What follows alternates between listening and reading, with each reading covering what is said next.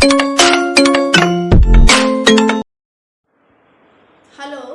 and welcome to the English classes. Today we are going to study class 11th, chapter number 1 of the book Hornbill. The name of the book is Hornbill. The first chapter we are going to study. As you will see that this chapter is really relevant to our real life. The name of the chapter is, the title name of the chapter is The Portrait of a Lady. Okay, that is. Here the name of the book is given Hornbill. It is of class 11th. The Portrait of a Lady is the title name of the chapter. And first of all, before starting about the chapter, we have to study about the author. कि author कौन है? Khushwant Singh is the person who is the author of this chapter. Khushwant Singh, alright? तो खुशवंत सिंह क्या है? वो एक literary critic और novelist थे. He was a literary critic and novelist. उन्होंने बहुत सारी नॉवेल्स को लिखा and उनकी जो स्टोरीज हैं they are almost relevant to the real life account. In this chapter also we are going to study about the portrait of a lady. Portrait का यहाँ मीनिंग है एक पिक्चराइजेशन, विजुअलाइजेशन. घर में जो हम पिक्चर्स हैंड करते हैं तो उसके बारे में है कि उनका चरित्र चित्रण, उनका कैरेक्टर स्केच, उनकी whole life through how was she, this is given here. तो ये लेडी कौन है यहाँ पर? अब लेडी को लेकर आपके मन में सस्पेंस होगा कि ये लेडी कौन है. तो लेडी जो है वो है ग्रैंड मदर. ओके, तो ये चैप्टर हमें ये समझाता है, this chapter explains us that we should respect our elders, specially our grand parents. They are the base of our sanskars and our good things. Okay, so now we are going to start first of all the characters of the chapters. How many characters are there? Basically the main characters are the grandmother and grandson, दादी माँ और उनका पोता. They both were living together and the parents of grandson, हम कह सकते हैं कि grandmother के जो बच्चे हैं, पेरेंट्स, इसके जो ग्रैंडसन के पेरेंट्स हैं, they are also there. But उनका रोल इतना इंपॉर्टेंट नहीं है जितना इंपॉर्टेंट रोल इस चैप्टर में ग्रैंड मदर और ग्रैंडसन का है.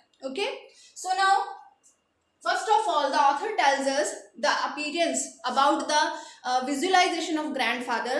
His grandfather was no more. Only he had seen the picture of his grandfather. He was looking very old in the picturization, and now he was living with his grandmother. तो अपनी वो grandmother के साथ जब रह रहा है तो सबसे पहले वो grandmother को कैसे explain करता है, वो कैसे दिखती हैं.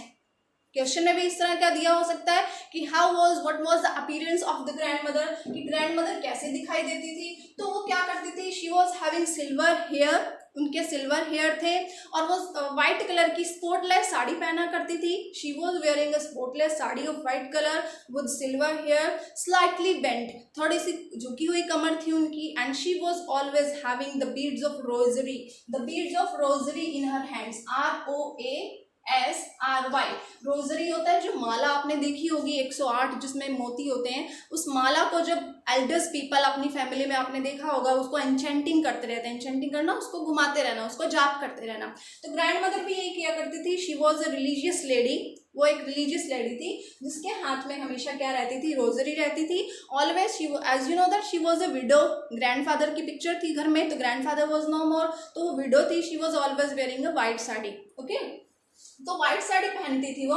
तो ऑथर उनकी व्हाइट साड़ी और उनके सिल्वर हेयर को कैसे कंपेयर करता है, वो उन्हें कंपेयर करता है with the winter landscape. It is given here, appearance of the grandmother was like winter landscape. जैसे हम सर्दियों में देखते हैं ना कि क्या होता है, एकदम स्नोफॉल होता है, जब साइलेंस होता है, कामनेस होता है, कोई भी अपने घर से बाहर नहीं दिखाई देता. तो she was looking like the winter landscape. In this way, the author describes the grandmother.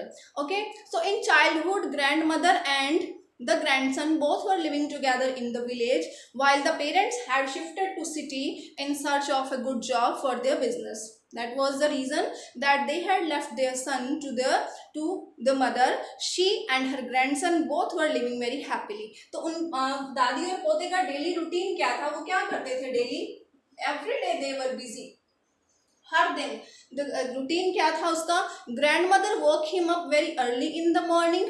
Grand mother अपने पोते को बहुत जल्दी उठा देती थी और वो क्या करती थी, उसको नहलाती, जो भी एक मदर की जो ड्यूटीज़ होती हैं वो ग्रैंड मदर फुलफिल किया करती थी। अपने पोते को, अपने ग्रैंडसन को वो नहलाती थी, उसको अच्छी तरह से उसको ब्रेकफास्ट खिलाती थी, उसकी जो पहले जो स्लेट्स यूज़ होती थी, वुडन स्लेट्स, उसको प्लास्टर करती थी, अच्छे से साफ करती थी और उसके बाद वो उसे ब्रेकफास्ट के लिए रेडी करती थी। ब्रेकफास्ट में वो क्या देती थी, स्टेल चपातीज, बासी चपातीज होती हैं जो एक दिन पहले की पड़ी होती हैं, तो वो स्टेल चपातीज उसके ऊपर बटर और घी अप्लाई करके she was giving him to the grandson. अब वो स्कूल जाती थी, स्कूल एक टेम्पल था, ओके तो ग्रैंड मदर भी अपने पोते को स्कूल छोड़ने के लिए, ड्रॉप करने के लिए डेली उसके साथ जाया करती थी। They both were going together, okay and then she was carrying with her the stale chapatis, वो अपने साथ कुछ स्टेल चपातीज भी लेके जाती थी to feed the dogs, to feed the street dogs, गली के जो डॉग्स होते थे उनको भी वो खिलाती जाती थी।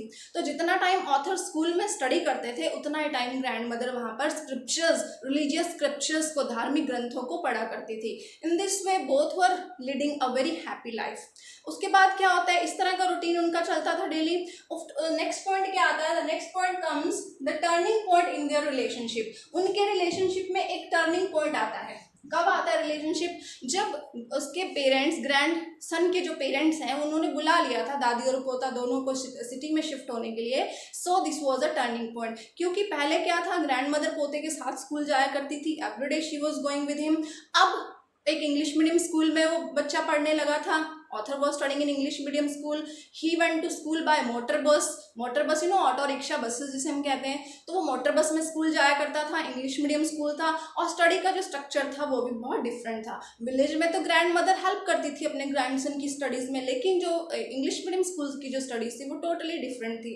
तो ग्रैंड मदर को इस तरह की जो स्टडीज़ थी वो बिल्कुल पसंद नहीं थी। जब कभी भी ऑथर बताते थे ग्रैंड मदर को कि मुझे आज इस तरह के रूल्स स्कूल में पढ़ाए गए, gravity of law and other things, whatever the things were taught in the school, the author told her grandmother, because they were having the same room, वो दोनों एक ही कमरे में रहते थे, same room they were sharing।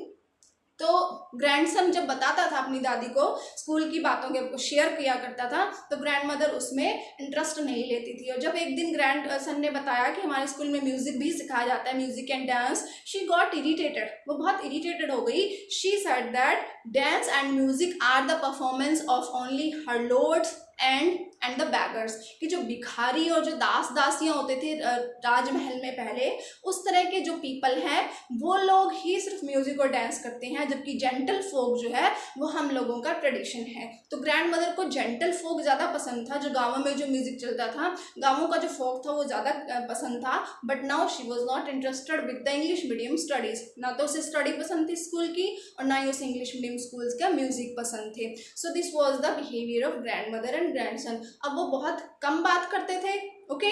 So after that what happened, daily routine, the turning point in their relationship, उनके बीच में एक टर्निंग पॉइंट आया कि वो दोनों डिफरेंट व्यूज वाले हो गए। विलेज में दोनों ग्रैंडसन और ग्रैंड मदर के व्यूज सेम थे, दोनों की अच्छी केमिस्ट्री थी, लेकिन सिटी में शिफ्ट होने के बाद सब सिस्टम, सब केमिस्ट्री चेंज होती गई। After that author went to the university. अब स्कूलिंग की जो स्टडी थी, स्कूलिंग एजुकेशन कंप्लीट होने के बाद ऑथर कहाँ गए, यूनिवर्सिटी में गए स्टडी करने के लिए, ओके। तो जब ऑथर यूनिवर्सिटी में गए तब एक जो कॉमन लिंक था ग्रैंड मदर और ग्रैंडसन के बीच में, ये क्वेश्चन में भी दिया जा सकता है, इस तरह का इस टाइप का क्वेश्चनिंग कि कॉमन लिंक क्या था, what was the common link between the grand mother and the grandson. तो दोनों में कॉमन लिंक ये था कि दोनों का रूम एक ही था, लेकिन जब ऑथर जब यूनिवर्सिटी गए तब उनका रूम एक सेपरेट रूम उन्हें दे दिया गया उनकी यूनिवर्सिटी स्टडीज के लिए। This was the thing was happening. So author went to the university.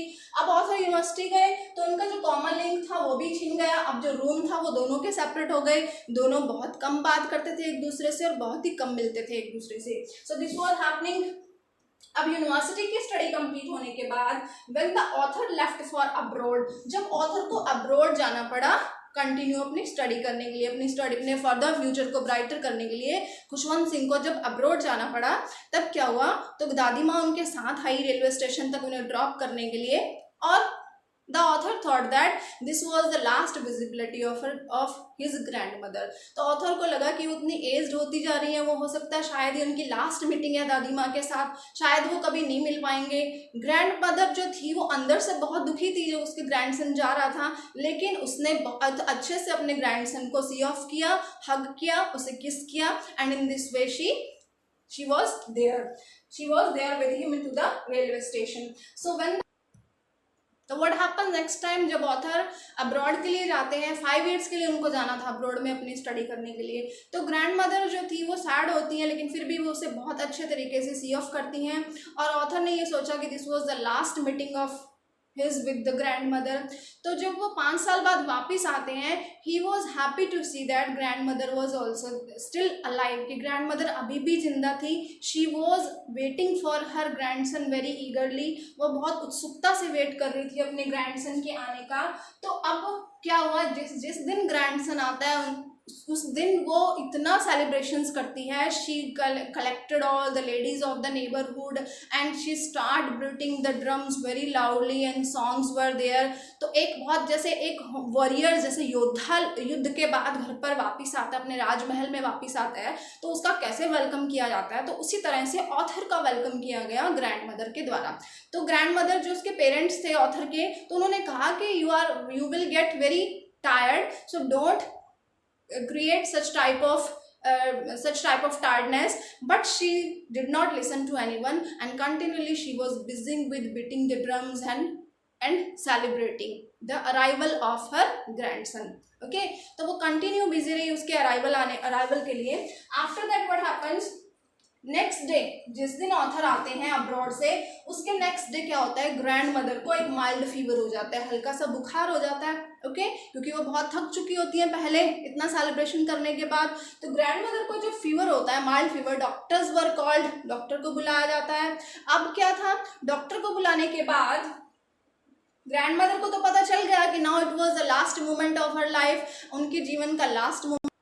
So the grand mother thought that it was the last moment of her life, कि अब उनके जीवन का लास्ट मोमेंट आ गया है। शी टुक द रोजरी, जो उनका जो पहले रिलीजियस वर्क था, हमेशा एनचेंटिंग करना, और पूरे टाइम में ग्रैंडसन ने यही देखा था, उनकी जितने टाइम वो उनके साथ रहा था, कि जब वो सिटी में शिफ्ट हो गई थी तब भी वो क्या करती थी, डॉग्स तो वहाँ पर नहीं थे क्योंकि वो घर से बाहर नहीं जाती थी सिटी में, तो वहाँ पर स्पैरोज आती थी उनके वरांडा में, तो स्पैरोज को वो छोटे छोटे बाइट्स करके खिलाती थी।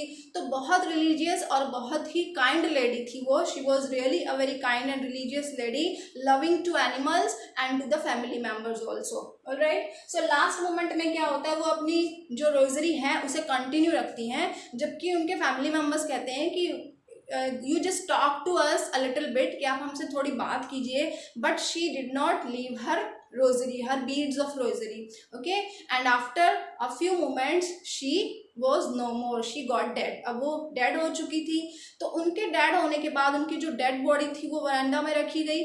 तो वहाँ पर जो स्पैरोज डेली आती थी वहाँ उनसे स्मॉल बाइट्स ऑफ चपातीस लेने के लिए, तो वो भी अब आई। जब उन्होंने देखा कि ग्रैंड मदर अभी यहाँ पर she is no more, she is dead, so they were collected all in a group and silently they were sitting all around the dead body of the grandmother. तो वो grandmother की dead body के चारों तरफ बैठ गई and the author's mother came and she took the bites, gave the bites, small bites of chapatis to the sparrows, but they did not take it and went away very silently. और वो तब तक वहीं बैठी रही जब तक कि grandmother की dead body को बाहर नहीं ले जाया गया, और जैसे ही वो बाहर गई तो वो चुपचाप बिना कोई चपातीस का एक भी सिंगल पीस उठाए हुए they had gone. तो इससे क्लियर होता है कि animal lover, grandmother was such a great animal lover that they were also have a grief, कि स्पैरोस को भी दुख हो रहा था उनकी डेथ होने पर. So this was the ending point of the chapter with the death of grandmother.